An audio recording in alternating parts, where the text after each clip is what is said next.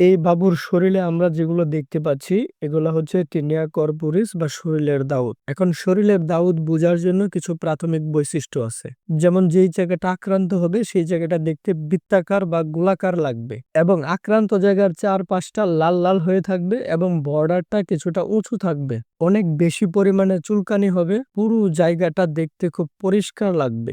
যেই জায়গাটাতে দাউদে আক্রান্ত হবে সেই জায়গা থেকে চামড়াগুলো খোসা আকারে উঠে চলে আসবে। ভুলেও কোনো ধরনের স্টেরয়েড বা গেকুজিমা ধরনের ক্রিম ব্যবহার করবেন না, কোনো ধরনের স্টেরয়েড ইনজেকশন নেবেন না, এগুলো সম্পূর্ণ ভুল। দাউদ হলে যেই কাজগুলো আপনি করবেন সেগুলো হলো, দাউদ যেহেতু একটি ফাঙ্গাল ইনফেকশন তাই অবশ্যই অ্যান্টি ফাঙ্গাল ক্রিম ব্যবহার করবেন। বাজারে টার্বিনাপিন, ইকুনাজল নামে পাওয়া যায়, যেগুলো দিনে 2 বার করে আক্রান্ত জায়গায় ব্যবহার করবেন। যদি অনেক বেশি চুলকায় সেক্ষেত্রে অ্যান্টিহিস্টামিন খাবেন, ফেক্সুফেনাডিন বা হিস্টাসিন নামে বাজারে পাওয়া যায়। যদি 2 সপ্তাহের মধ্যেও ভালো না হয় তাহলে অবশ্যই একজন চর্মরোগ বিশেষজ্ঞের পরামর্শ নেবেন।